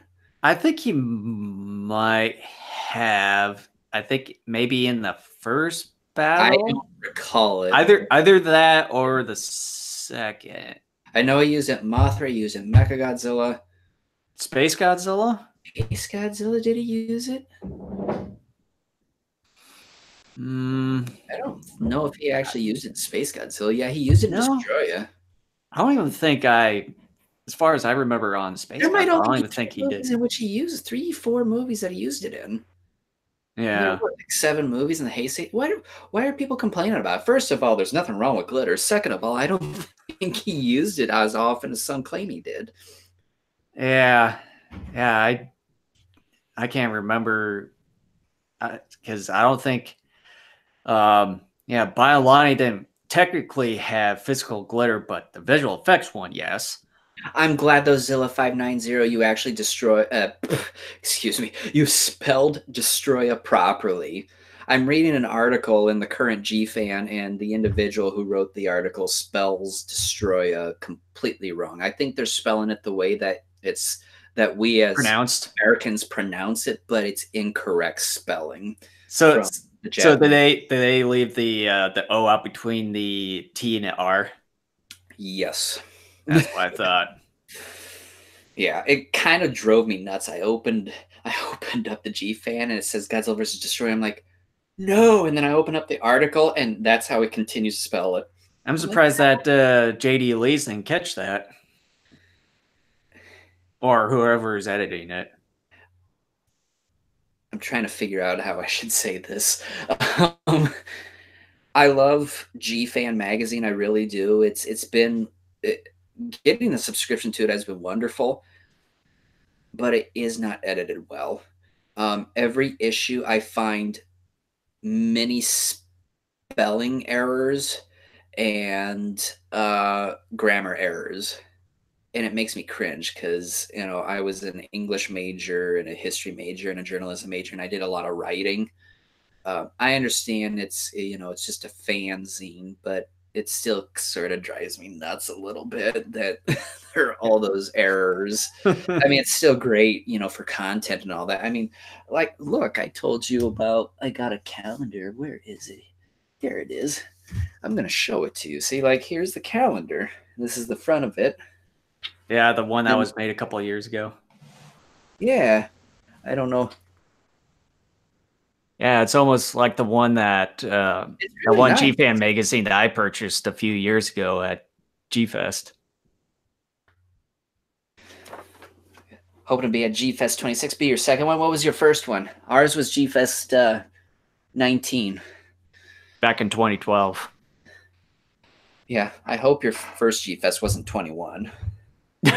Oh, God. I don't want to go back over that again, even though I know. I know. Again, another rabbit hole. But yeah. Getting back onto Biollante. I love this conversation. Thank you so much to Zilla590. 25, you were there last year. Awesome. That was a good one. Yeah. We liked We liked last year's. That was a good one. That was a good Mhm. one. Some good panels. I thought I'm actually hoping that GFX 26 now with Akira deciding to come back, and then we're getting hopefully that's some right. of You get the to see Takarada this time. yeah, and then hopefully possibly getting some people from the upcoming Godzilla King of the Monsters film there. Which, by the way, the guy who does the middle head of King Ghidorah also played as George in Rampage, so that would be pretty interesting to talk to or listen to. Maybe he can sell people on CGI. Yeah, But and by the way, mocap. before I forget, and I think I started this earlier and I never finished this thought, but I want to thank Zilla590 for being here because, again, anybody who listens to us, through our website or iTunes or Google Play, and you aren't involved in these live recordings, please come join us. This is wonderful. We've been all over the place, but yes, Nakajima's daughter is coming too. Yep. Sonoe, I think is how you pronounce her name. But this has been wonderful. Sure, we've been all over the place with various topics, but it's all been kaiju related, and this is wonderful. I've really enjoyed this. This is one of the most fun I've ever had on the podcast in quite some time. Like, this has been awesome. Like, talking just all sorts of kaiju stuff, glitter, and the '98 film and G Fest and all that stuff too. Um, Ultraman. Ultraman. I mean, yeah, it just absolutely. This has been amazing. Please, Zilla590, if you can in the future, please continue to join us and bring any friends you may have that enjoy this stuff too to come join in the fun. Uh, please, people, come join us. As long as you keep it kaiju related, I don't care about going off the rails a little bit.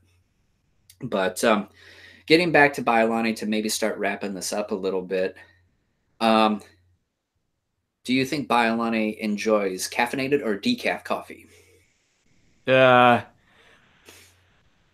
I probably would say I probably would say caffeinated just to keep its energy up and get itself charged more. I would say caffeinated as well because Speaking of which, I am drinking coffee.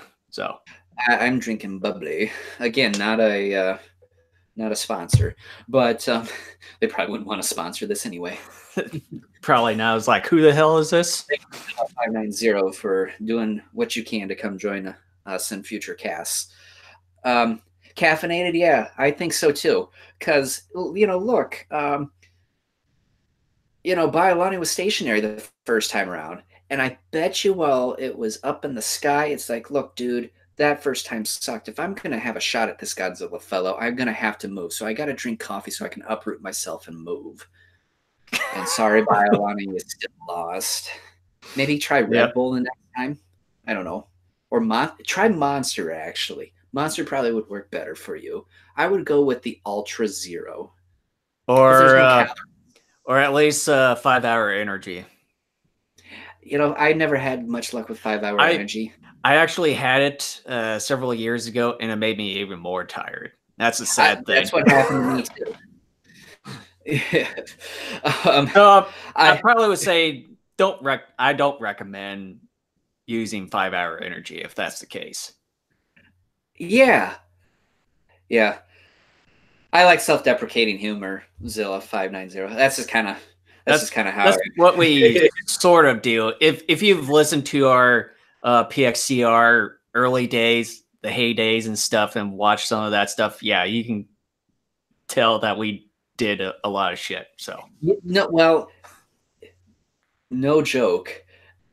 I don't know if it would actually happen, but I would be the most caffeinated thing you've drank is Mountain Dew. I would stick with it because I used to be addicted to Monster Energy, and no joke, several times when I was in college, um, I would be working and I was tired because I just had a long day with class, and I over a span of like maybe what a 3 4 hour shift would have like two or three monsters.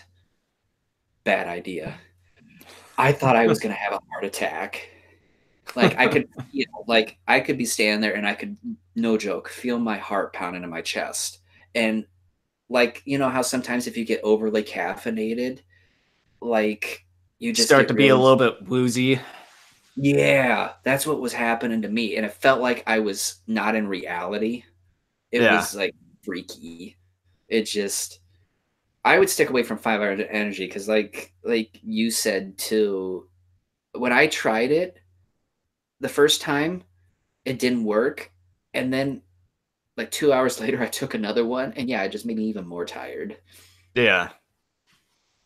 I would, So yeah, I would stick with, you're better off not doing the energy drink thing because that stuff not only can be addicting, but that stuff can, if especially if you're sensitive to caffeine, like that stuff. Oh my gosh, just anything. yeah, But that's yeah, I why I would don't. love this if we got a sponsor. The one sponsor I would love to have is Monster. I would be advertising that stuff. I'd be like, by the way, I'm drinking Monster. Or just get some like some Japan type of company and do all that wacky commercial. It's like recently I've been watching a lot of these Japanese commercials on YouTube. Holy shit. Can't believe how wacky those things are. Actually, what I just am thinking about, like, if we were to ever get a sponsor from Monster, because I am so sensitive to caffeine anymore, I actually probably would dump the Monster out and then just fill it with water and drink that over the episode. They wouldn't know. well, now they'll know if they want to sponsor us. It's like, They oh, can't, but then let's. they can't prove it though unless they were here. But at the same time, they'd be like, "Look, we don't care. You're showing our logo. You're making it seem like you're drinking Monster. No one's gonna know that unless you keep advertising that every episode." Yeah. But yeah, Yeah, do we? let's get back. Yeah, we do have a Facebook page. Yeah, just search Yeah, Kaiju Network on Facebook.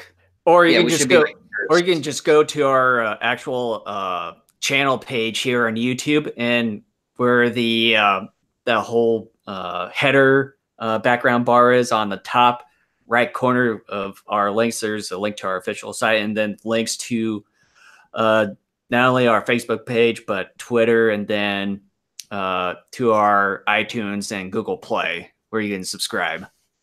Yeah, either that or just enter our name on Facebook in the search. Yeah, we should be the first thing that comes up.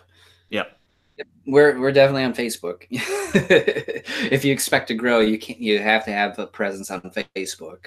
Or any other kind of social media Well, for yeah, that matter. any other ones.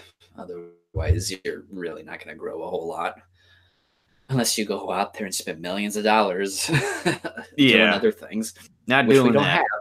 that.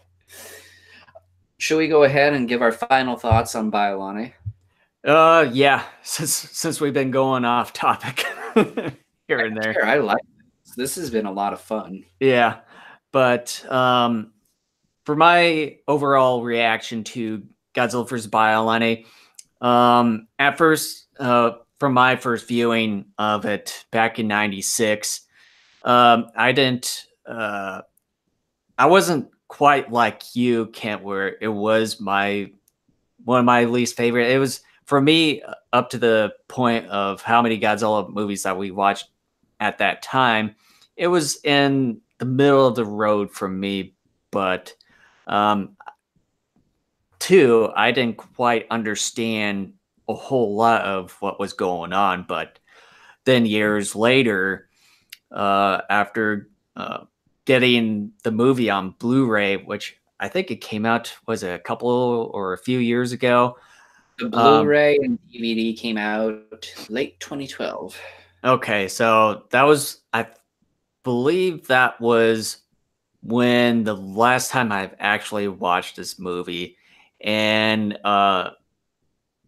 from that point up to this point here, uh, for talking about it on this episode, uh, I've really grown more and really enjoyed it a whole lot more. And I really appreciate the people that are in this film, and as well as when watching the behind the scenes footage after the actual movie, is that a whole lot of people that were involved, they really appreciated and enjoyed with what they were doing, um, and just they just really took their time of trying to get the story of what they wanted. And yeah, it you can see, I would say, a lot of love towards movie. And I think I that's one thing that I really enjoy this uh, film and really loved it, is that the people that made it appreciated and loved with what they were doing. So with that, it would be a definite buy for me. Godzilla versus Biollante. If it's available on Amazon, which I'm probably guessing it is, or on streaming.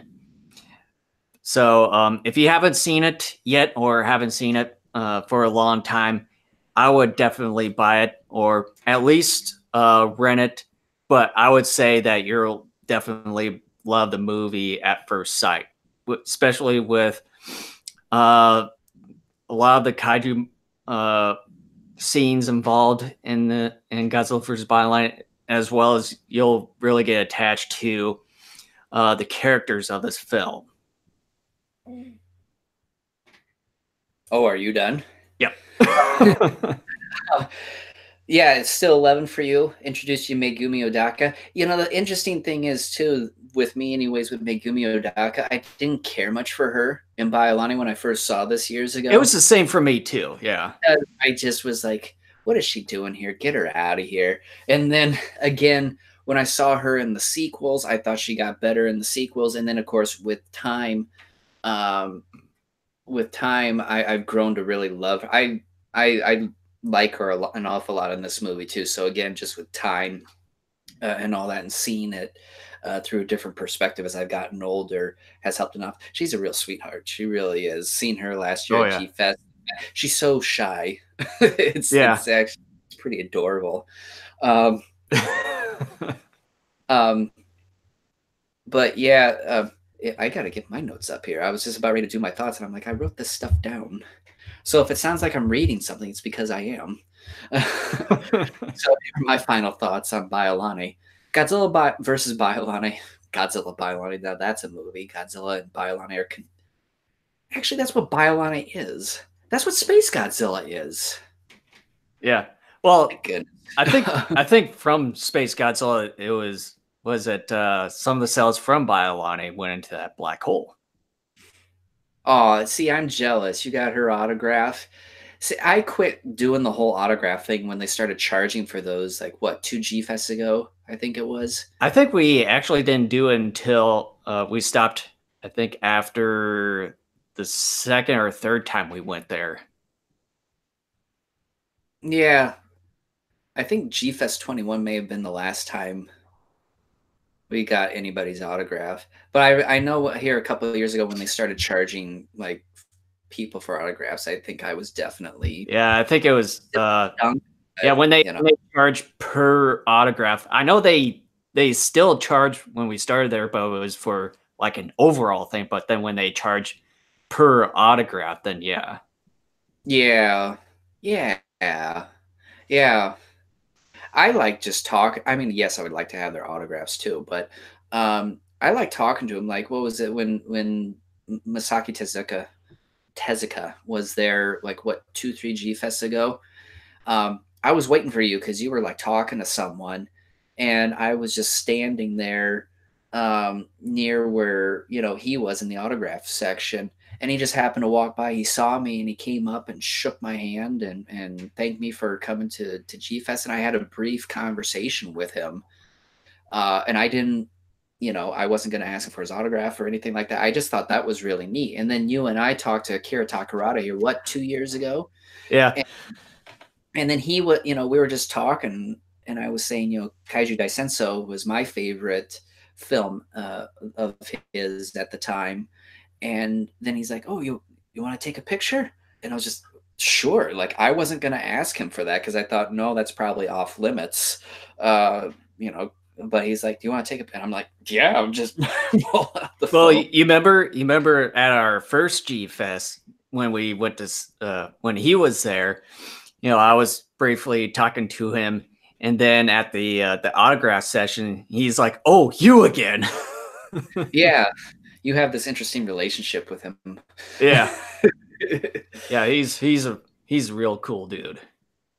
Oh yeah, I love the man. All right, my final thoughts on Biollante here. Godzilla vs. Biollante continues the grim, gritty, and somber tone left off from the Return of Godzilla. It also expands the Godzilla universe into bioweapons territory, and such a move creates a fresh take in the series. I wasn't old enough to really appreciate the story years ago, but now I consider Biollante to be one of the best films in the Godzilla franchise. With that being said, there are two areas I believe are a bit of a detriment to the film, but don't necessarily damage the film as a whole. One area is the kaiju fights. It's understandable the first battle with Biollante would be brief considering it was stationary and hadn't fully evolved.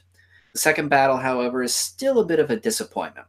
With the creature so enormous, able to move around, and looking incredibly ferocious, I was expecting one of the most exciting and vicious battles in kaiju history. Instead, Biollante is disposed of very quickly once again.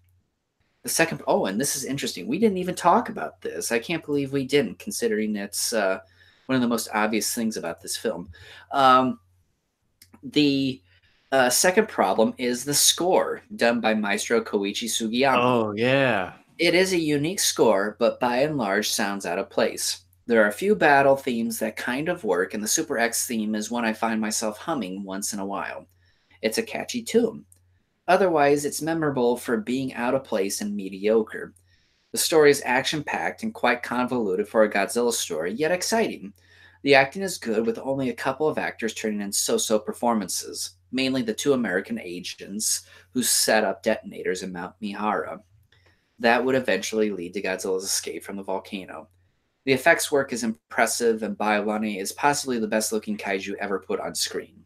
Godzilla's suit this time is snazzy and the iconic look most fans initially think about when Godzilla comes to mind. Godzilla vs. Biollante is a film that fewer fans will be able to appreciate. Wait a minute, fewer younger fans will be able to appreciate, but I believe most of the mature fans will.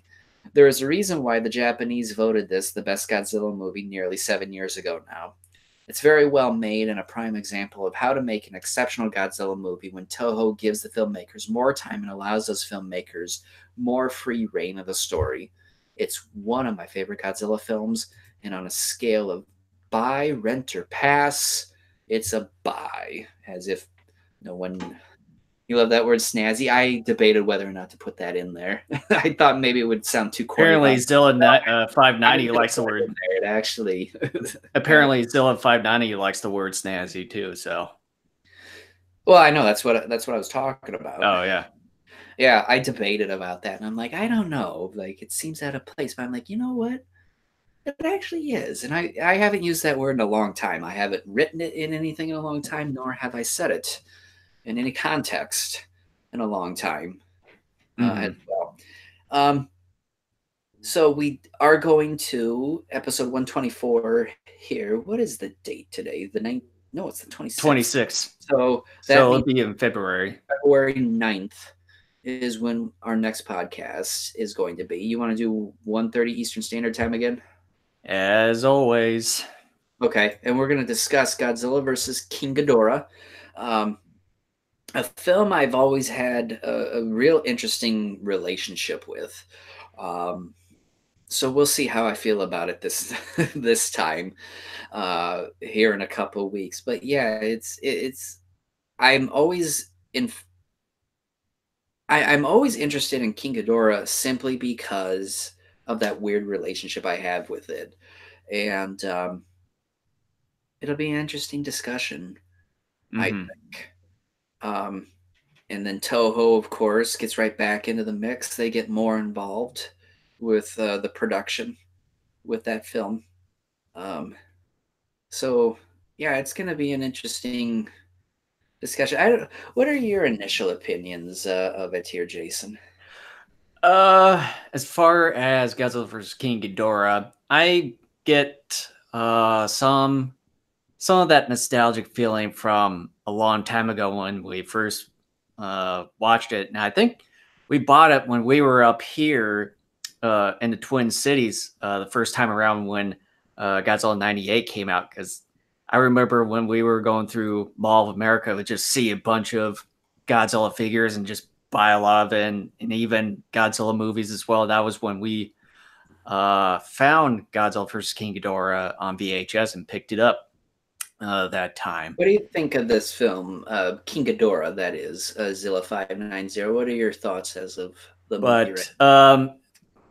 But as far as the relationship towards this movie, I would also have to say, like you, Kent, that I also had that unique, uh, weird relationship towards this movie as well. I think it's just the way uh, Godzilla vs. King Ghidorah is presented or executed in the way. Mm-hmm. And yeah, I think that's one of the things that I think of that for that movie. I'm saying this right now, but Shin Godzilla once again has made this movie look like a masterpiece. But To where it's even actually got a Japanese Academy Award. but I still think I still am not a fan of the acting by and large in the film. But I It's a little do. bit goofy. It's really goofy. Um, but I love the kaiju scenes. I think the kaiju scenes by and large are done really well. You like it, not in your top 10, but you still like it. That's fine. I know a lot of people like it. Um, I like I said, I just have had this weird relationship with it. And like I said, I think my issue with it is more about the acting. I think because too the tone is so different. Yeah, I Because think too. Return It of just Godzilla and Biollante to something, the tone is, I think, number one, so vastly different. and I Uh, think too from the way I remember it now, it just seemed uh, the atmosphere around that movie. It seemed a lot of the scenes in that seemed a bit foggy, smoky, uh, kind of that cloudy type of mood to it, or that overcast type of mood to it. yeah, I think it's just sort of whiplash inducing. You go from two dark and gritty films in Return of Godzilla and Biollante, and then you get more lighthearted and kind of goofy with King Ghidorah. It's just weird. It's one thing if it happened gradually over a series of several films, but it's more whiplash inducing when you go from a film like Biollante to something like King Ghidorah, which is in tone really different. It's like Not, although it's not as bad as like going from Biollante to like a Rebirth of Mothra film. it's like something that is night and day sort of thing that It really you're is. you're used to seeing two movies in a row with the Return of Godzilla and Godzilla vs. Biollante, and then all of a sudden you get what is Godzilla vs. King Ghidorah. Yeah. I like the kaiju scenes for the most part. I still don't think the kaiju scenes were executed really, to be honest. I think in the remainder of the Heisei series going forward, with maybe an exception of a few scenes or moments, I don't think many of the kaiju scenes overall though are executed as well as they are like in this film. Mm-hmm. But at the same time, though, too, a lot of people complain about the Heisei era being a Beam Wars sort of deal. But I kind of like that because I remember as a kid again, you know, growing up watching a lot of the Showa films for the most part. Um, I was always complaining, why doesn't Godzilla use his fire more and this and that? Well, he uses it an awful lot in the Heisei era. And I actually kind of like that. I think it does make the fights a little bit more interesting. It's something unique and it's something that differentiates the eras, so to speak. Yeah. And since we were speaking of the movie Godzilla vs. King Ghidorah, I was just I stumbled upon the Screonk article where they were talking about the history of like the original iteration of King Ghidorah, and where X Plus made um, their figure version of that original iteration of Ghidorah, where it had that blue skin with the red, white, and blue striped wings and all that. And they go back and talk a little bit about the history of it and show the posters where they showed that iteration of Ghidorah. And just by looking at it, I was just thinking, I'm kind of glad that Toho nixed that iteration of Ghidorah. And to me, the just the whole gold scale or scanned version of King Ghidorah seems to be more menacing than this original iteration that they were originally going to go with. You brought up a thing where back in '91, at least one U.S. news outlet was thinking Godzilla vs. King Ghidorah was aggressively anti-American because American soldiers get killed by the Godzillasaurus on Lagos Island. Yeah. And I can guarantee you, had they gone with that Ghidorah look, people would be saying, yep. Definitely anti-American. I don't care. I'm just like, I don't care if you're anti-American or give me a fun movie. Yeah. I looked at it, I'm just like, no, the soldiers just happened to be on Lagos Island and they got killed. The Japanese soldiers were hiding and they didn't get killed. The American soldiers were out there in the open, so they got stomped on. It's as simple as that. I didn't, Well, it was just also one of those things that just came out of nowhere and they didn't even know what to do with it.